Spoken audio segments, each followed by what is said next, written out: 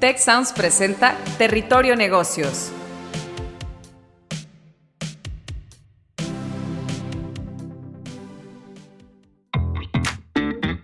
Ahora entramos a Territorio Negocios. Un espacio de diálogo y reflexión sobre las nuevas tendencias y transformaciones de los negocios en México, América Latina y el mundo. Yo soy Alicia Galindo. Yo soy Jaime Martínez y te damos la bienvenida al podcast de EGADE Business School y la Escuela de Negocios del Tecnológico de Monterrey.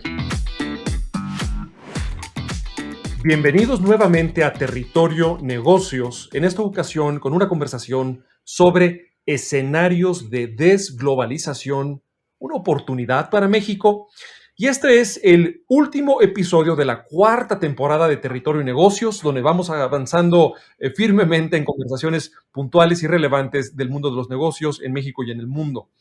Para este tema sobre la desglobalización, tenemos a nada menos que a Michael Devlin, amigo del Tecnológico de Monterrey y presidente del consejo de DNG, Devlin Next Gen Holdings, y consejero delegado de proyectos estratégicos y expansión de Devlin Holdings. Muy bienvenido, Michael. Muchas gracias, Jaime. Tenemos también para nutrir este diálogo a nuestro profesor Ricardo Buitrago, quien es profesor investigador del Departamento de Estrategia y Liderazgo de EGADE Business School del TEC de Monterrey. Bienvenido también, Ricardo. Hola, Jaime, muchas gracias por la invitación y hola, Michael, qué gusto estar de nuevo compartiendo contigo. Pues gracias por acompañarnos en esta conversación. Yo soy su anfitrión, Jaime Martínez, decano regional de la Escuela de Negocios del Tecnológico de Monterrey para la Ciudad de México. Incluso antes de la pandemia, la globalización, la verdad, ya estaba en apuros. La crisis financiera y la guerra comercial entre China y Estados Unidos habían dañado al sistema global. Pero estaremos de acuerdo que la pandemia le dio una nueva estocada con el cierre de fronteras y las interrupciones del comercio. Como reacción lógica ante todo lo anterior, las cadenas de suministro han tenido que transformarse, reto que sigue hasta la fecha, y llevamos tiempo escuchando acerca de esta posible desglobalización. Aunado a los retos económicos y financieros, el avance en el mundo político de los gobiernos autocráticos y populistas socava también esta noción y principio del libre comercio. Actualmente, con la guerra en Ucrania, vemos una llamada por los propios defensores del capitalismo global a una redefinición y una incluso redefensa de libre comercio, como recientemente lo postuló el semanario The Economist. Ante este contexto, quisiera comenzar con una pregunta para ti, Michael, que eres líder de una empresa familiar con inversiones internacionales, y es cómo desde tu visión está realizándose o sucediendo esta desglobalización, esta transformación posible del capitalismo global. Gracias, Jaime. Pues te comentaría que es un tema por demás de actualidad, nada más y nada menos que el Centro de Estudios del World Economic Forum en su último reporte de sus Chief Economists, que salió en mayo, precisamente tocan este tema de desglobalización y The Economist, la revista, en su edición del 18 de junio, también su artículo de portada se llama Reinventing Globalization, ¿no? Porque precisamente es un tema que está en la mesa, pues, de todas las empresas multinacionales y de todas las empresas que hacemos negocios en forma internacional. Pues a partir de los años 90, donde se empezó a detonar en México y en el mundo una idea de globalización, de comercio internacional muy integrada, pues hemos todos, ¿no?, de alguna manera modificado y adaptado nuestros negocios a ese escenario pues de compras, de proveeduría estratégica, de alianzas, de joint ventures, de lugares donde producir y donde comerciar. Y eso ahora, como bien dijiste, con lo que tú estás diciendo, está cambiando. Y ahora pues nos toca nuevamente adaptarnos. Desarrollaremos, yo creo, un poco más en la plática, pero te dejaría con la reflexión que hoy en día la prioridad cambió, como bien lo dice The Economist, a ser eficiente, o sea, tener una cadena de procuración de productos, de inversión eficiente, a una de tener seguridad. Seguridad que vas a tener el producto que necesitas para hacer tu negocio. Es como un regreso, digamos, en la pirámide de Maslow, ¿no? Donde ya tuvimos que bajar unos escalafones a simplemente asegurar el no tener interrupciones ni amenazas a la operación básica de la empresa. Y quizás pocas cosas lo reflejan, como efectivamente lo mencionabas, Michael, las cadenas de suministro. Sobre este punto, quisiera tu opinión, Ricardo, tú que eres académico nuestro en EGADE Business School. ¿Qué estrategia ves tú que estén usando las empresas multinacionales, las empresas internacionales y los propios países para que sus cadenas de suministro puedan afrontar estos retos? Muy interesante la pregunta, Jaime, y con respecto al contexto que nos brindaba Michael anteriormente, pues en realidad este no es el primer escenario de desglobalización que presenta el sistema internacional. Y como académico me van a tener que perdonar, pero pues tengo que poner un poquitico las cosas en contexto histórico. Después de la revolución industrial, con el invento de la máquina de vapor, pues es como en términos relativos, es cuando se da el mayor impulso a este fenómeno de la globalización. Y el primer escenario de desglobalización en realidad se presenta con la Primera Guerra Mundial. Y luego, pues todos estos escenarios en donde se presenta una contracción, y es importante entender que la globalización es un fenómeno multidimensional. No solo lo podemos ver o lo debemos ver desde la perspectiva económica, sino tenemos que verlo desde las dimensiones que lo componen, que son la económica, la política y la sociocultural. Entonces, y luego ha habido otros escenarios de desglobalización. La Segunda Guerra Mundial fue otro, la recesión del 29 fue otro, y los más recientes, pues claramente la crisis subprime que tuvimos y ahora el escenario de COVID y pues más recientemente el tema de la guerra en Ucrania. Y frente a eso, pues las empresas siempre han reaccionado. Claramente el escenario actual es ¿cómo decirlo? Como la tormenta perfecta, ¿no? O sea, no solo estamos tratando de salir de una situación de salud en el sistema internacional crítica para todos los países, que hizo que las economías estuvieran cerradas mucho tiempo con unos impactos súper fuertes en lo que tenía que ver con los presupuestos nacionales y el cómo tratar de mantener a la población lo más a salvo posible. Las compañías perdiendo mercados, perdiendo pues participación, viendo afectados sus estructuras financieras de una manera muy, muy importante. Y ahora, pues el tema del conflicto bélico entre Rusia y Ucrania, pues generando todas estas presiones adicionales sobre el sistema internacional, lo que mencionabas, presiones inflacionarias y demás. Todo eso hace que las compañías necesariamente tengan que repensarse la forma en que interactúan con el sistema internacional. Hoy no tenemos en ningún escenario económico la capacidad de abastecernos a nosotros mismos como economías, dependemos de otros, dependemos de bienes finales y dependemos de bienes intermedios. Pero lo que mencionaba Michael es muy cierto. Tenemos como compañías, tenemos que estar pensándonos en la certeza, en la seguridad de tener aquello que es importantísimo para nuestro proceso de generación de valor, sean bienes finales o bienes intermedios. El tema está más ahora que en la estructura de costos. Antes se había hecho un énfasis importantísimo en optimizar esa cadena para hacerla lo más barata posible. Ahora el centro de atención está en garantizar que efectivamente haya las entregas que se necesitan en el tiempo que se necesita. Entonces, hay un replanteamiento con respecto a hasta qué grado de operación puedo tener fuera de mi organización e inclusive fuera del país. Entonces, estamos hablando ahora antes hablábamos de operaciones offshoring, ahora estamos hablando de operaciones de reshoring para volver a traer esos componentes que son vitales para las organizaciones.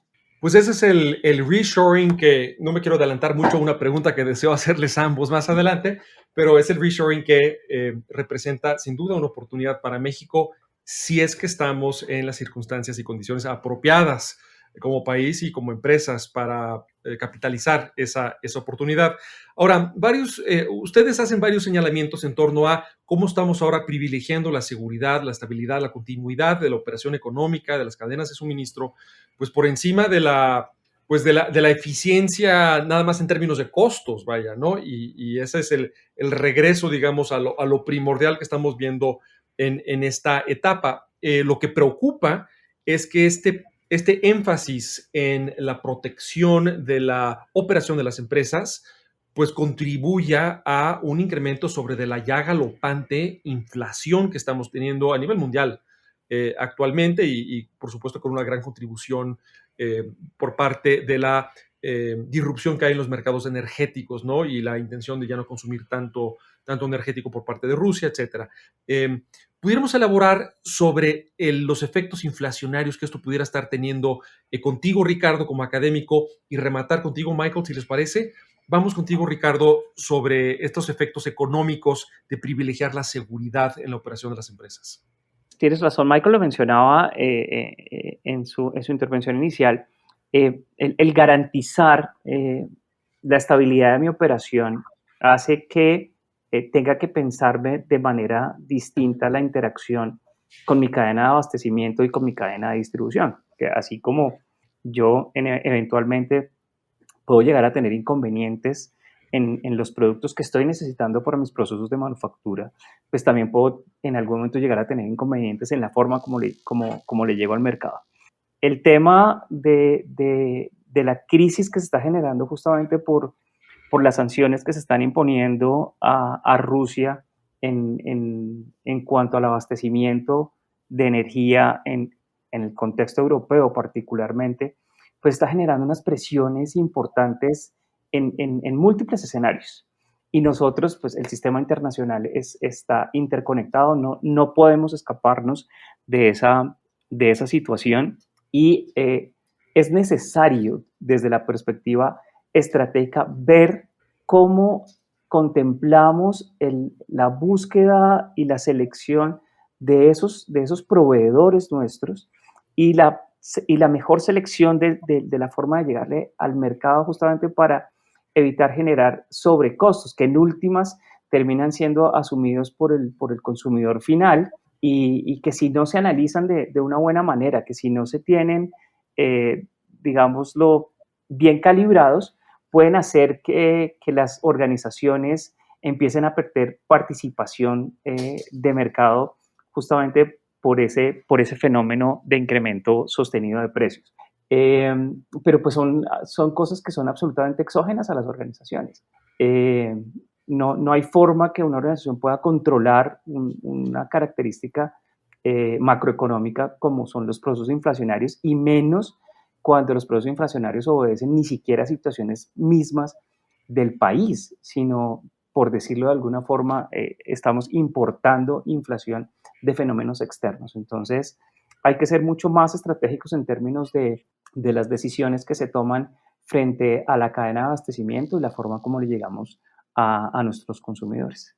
Y me interesa mucho la perspectiva sobre esto que nos está compartiendo Ricardo, tu perspectiva, Michael, como empresario, que sin duda, me imagino que están también ustedes pues, viviendo en carne propia los efectos inflacionarios de estar privilegiando la continuidad de la operación por encima del mero costo, ¿no?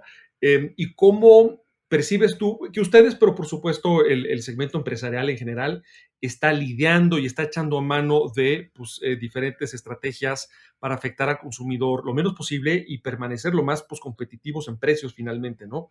Que se pueda. Entonces, esa visión tuya ya en la práctica, Michael, creo que será muy valioso para la audiencia y atentos a escucharte. Gracias, Jaime, y bueno, siempre encantado de compartir foro con Ricardo porque le aprendo mucho de los contextos que él pone. Y creo que, bueno, en forma pues, muy pragmática, este tema de los costos logísticos y de la seguridad que todos empezamos a voltear, a buscar, pues después de la pandemia, ya venía, pero como bien lo dijo Ricardo, pues es la tormenta perfecta porque con la guerra de Ucrania y además con el desenlace de todos los apoyos que hubo económicos, ¿no? Todos los paquetes de estímulos económicos que hubieron en distintos países, pero particularmente en Estados Unidos, y que cascadeó hacia México en forma de remesas, pues de alguna manera nuevamente récord, ¿no? Este año, cada año vamos subiendo y este año más, ¿no? pues ya se detonó un proceso inflacionario que vino a ser todavía impulsado o exponenciado con el tema de la guerra de Ucrania. Entonces, por eso el tema de la tormenta perfecta me parece muy adecuado porque así es donde estamos. Creo que el tema de la inflación es un tema separado, este tema de la seguridad, que ya veníamos experimentando a la hora que empieza a haber movimientos no proteccionistas, pues en Estados Unidos, la guerra de Estados Unidos, China por la tecnología y por otras cosas comerciales también, pues eso detona muchísima reflexión en los consejos de administración de decir, bueno, pues ¿de dónde voy a traer mis productos? ¿De quién voy a comprar? ¿O dónde voy a ubicar mi cadena de suministro? Yo te voy a decir algo, creo que pues reubicar cadena de suministro no es un proceso pues de una semana para la siguiente o de un año para el siguiente. Todos empezamos a repensar esto, pues desde antes de la pandemia, se detonó todavía más con la pandemia y ahorita seguimos ahí. Muchos reaccionamos o pudimos reaccionar y en una mesa, digamos, de comerciantes especializados aquí en México, pues vimos cómo los crecimientos que hubo, digamos, del 20 al 21 o todavía del 21 al 22 han sido detonados por aquellas organizaciones que tuvieron liquidez y pudieron pues invertir en tener inventarios de seguridad. Entonces, una primera reacción a este tema de los costos logísticos grandes, de la inseguridad que hay en las cadenas de suministro, pues fue crecer tus inventarios, ¿no? Y algunas organizaciones que usaron sus inventarios y ese costo agregado de capital de trabajo, pues les pagó en un incremento de ventas porque pues pudieron competir mejor con por la preferencia de sus clientes, ¿no? Piensen ustedes en cadenas de zapatos o en cadenas de artículos deportivos, ¿no? De zapatos deportivos, ¿no? O de artículos deportivos que con la pandemia y pospandemia han visto sus ventas detonar de forma muy relevante, pues al haber tenido inventarios privilegió el éxito de unas firmas y pues deterioró el de otros, ¿no? Entonces, creo que esa ha sido una primera reacción. La segunda, yo te digo muy particularmente, es que tenemos que estar viendo pues qué movimientos hay en nuestros proveedores estratégicos. Están buscando ellos, y creo que lo vamos a tocar más adelante, en esta ola de nearshoring y reshoring, reubicar sus canales de suministro y eso qué significa para nuestros negocios. Una ventaja, o si somos nosotros proveedores, estamos integrados hacia atrás, pues una desventaja porque puede venir un proveedor a nuestro mercado de mayor escala de la que había antes a tomar parte de nuestro mercado, ¿no? Y a ser más competitivo. Entonces, tenemos que entender y estar muy pendientes cómo está en el asunto y ciertamente el reto de la inflación no lo facilita, ¿no? De acuerdo, y mencionas, por supuesto, pues que la decisión de las empresas por aumentar sus inventarios, pues es perfectamente racional y pues de entrada, y a pesar de otros efectos que esto pudiera tener, pues esto les permite competir y atender la demanda y preferencia de sus clientes. Entonces, pues es un comportamiento perfectamente racional dada la coyuntura. Michael, quisiera continuar contigo y preguntarte sobre el proteccionismo que estamos viendo en muchos países y cómo incluso en Estados Unidos, pues muchas políticas proteccionistas implementadas por la propia administración de Trump, ahora pues con una nueva administración demócrata, no han echado marcha atrás con ellas, no por el cambio de partido en el gobierno. Y en fin, se está viendo en muchas partes. ¿Cómo este populismo crees tú que también está afectando a las empresas y las economías? Mira, sin ser un experto en el tema y no estoy ya sea en la industria óptica o en las otras industrias en donde soy consejero profesional independiente de algunas empresas, no hemos sentido todavía, digamos, este tema proteccionista particularmente. Tal vez si estuviéramos en otros mercados, ¿no? Comerciando hacia Estados Unidos, sí lo hubiésemos resentido un poco más. Lo que sí es que, pues desde que empezó esta guerra, particularmente de Estados Unidos, que es nuestro principal socio comercial con China, ¿no? Para rebalancear sus políticas comerciales y tener un poquito más de estrategia en qué estaba sourceando desde desde China, particularmente temas tecnológicos, pues se abre una ventana de oportunidad para muchos que están en la cadena de exportación en México, ¿no? Y creo que pues tenemos que ver cómo nuevo proteccionismo pues refleja no solamente retos, sino también muchísimas oportunidades, ¿no? En dos empresas de las que soy consejero profesional independiente, precisamente, pues el impacto ha sido, pues, muchísimas propuestas de organizaciones que están, pues, reinventando sus cadenas de suministro y quieren buscar proveedores más cerca, ¿no? De sus mercados o de sus líneas de ensamble, ¿no? Cuando son productos intermedios. Y eso creo que particularmente este proteccionismo, que es mucho de mercados grandes, tal vez no ha sido todavía entre México y Estados Unidos, y bien puede ser en cualquier momento con aranceles emergentes que ya vimos en algún momento dado que se iban a poder imponer por el tema migratorio, pues pueden ser también un riesgo, pero habrá que estar muy pendientes dónde están las oportunidades y dónde están las posibles amenazas. Y precisamente con tu mención de oportunidades y amenazas, y también la mención del reshoring o el nearshoring como otro matiz, digamos, del mismo fenómeno, quisiera ir cerrando con tu propia visión, Ricardo, sobre las oportunidades que esto pudiera traer para México, pero también amenazas en el contexto, pues, de esta reinvención de la globalización o posible desglobalización. Entonces, quisiera terminar con una nota optimista para la audiencia, pero también de cautela, y creo que tu visión va a ser muy oportuna, y sobre ella cerramos contigo, Michael, si te parece. Ricardo, adelante. Pues bueno, muchas gracias. Una visión optimista es que en este contexto en donde se hace necesario tener tiempos de respuesta muy eficientes para nuestras actividades empresariales, pues sí se abre una ventana para poder aprovechar un par de socios comerciales importantísimos que tiene México, que son Estados Unidos y Canadá.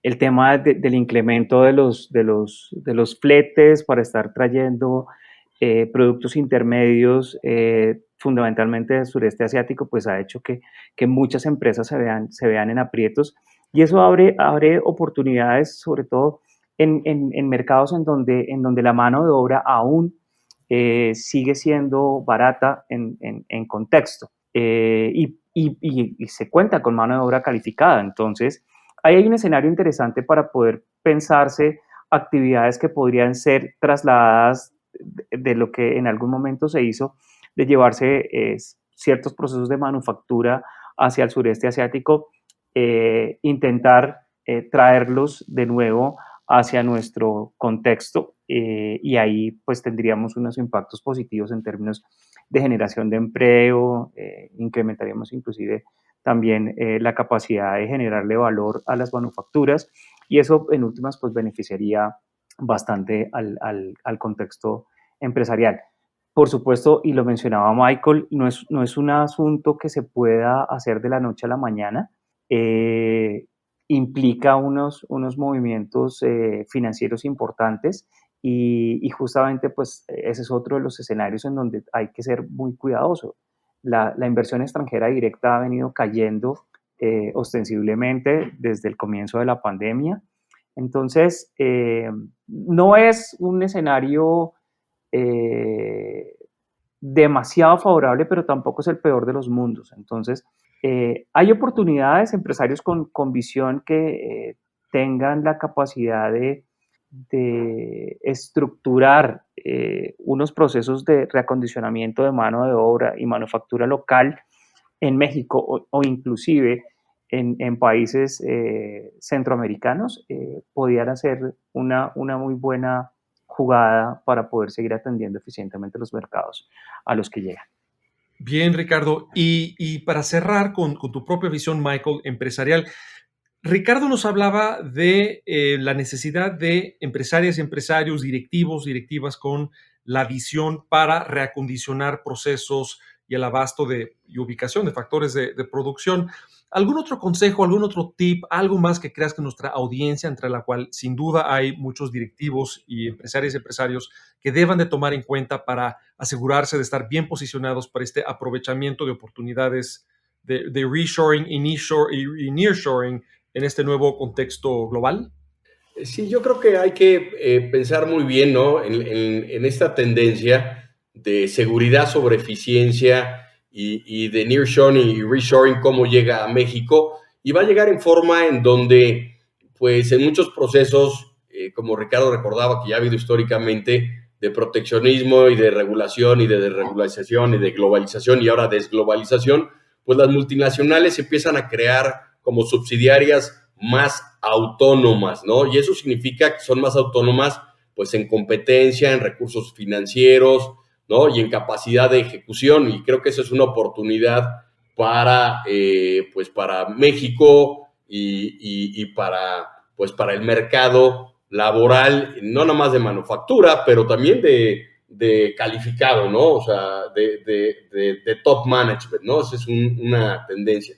La otra es que, bueno, pues realmente el reto para México va a ser que estamos en el lugar que aparentemente, o no aparentemente, es como el privilegiado para tomar ventaja de estos procesos de nearshoring y de reshoring, porque tenemos a nuestro principal socio comercial y el principal mercado para muchos bienes terminados e intermedios en Estados Unidos y Canadá, y desde aquí seguramente va a ser mucho más seguro, ¿no? El poder servir esas necesidades al mercado internacional. El problema va a ser que también las multinacionales y todos los inversionistas nos vamos a fijar pues en el entorno pues político y en la seguridad legal, ¿no? Que existe para una inversión, y ese es donde creo que tenemos el reto nosotros, no nada más por el tema. El otro día,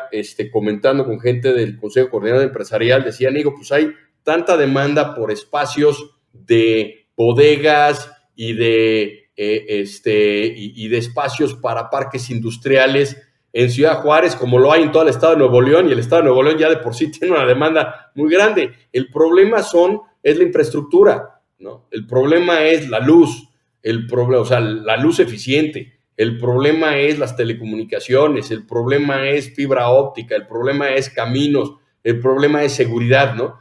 Y entonces, en este proceso de desglobalización, las empresas y los inversionistas nos vamos a estar fijando en aquellos países y gobiernos que también son, pues, digamos, amistosos, por así decirlo, tienen políticas de bienvenida, de incentivos para la inversión y de seguridad para la inversión, porque es parte de la seguridad que estás queriendo buscar en tu cadena de suministro, ¿no? Entonces, yo creo que esas dos cosas, digamos, nos acercan muchas ventajas y nos reflejan retos para nuestro país y para los empresarios en México.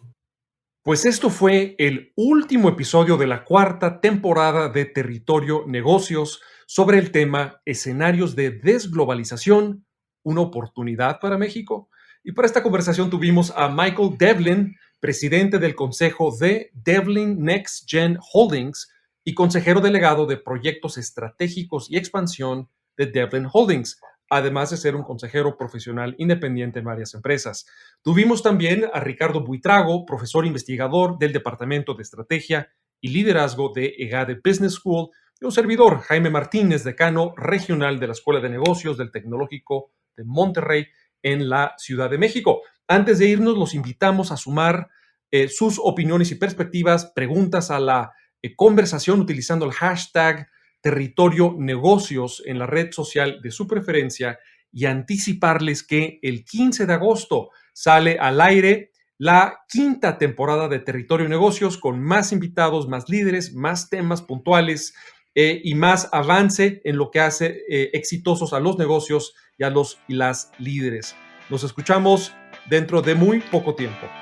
Si quieres conocer más sobre los sucesos de la actualidad política, te invitamos a escuchar Con su permiso. Estamos ante la batalla de política económica más importante de este sexenio. El podcast en el que nuestros expertos hablan sobre los temas más actuales de la agenda pública en México y en el mundo.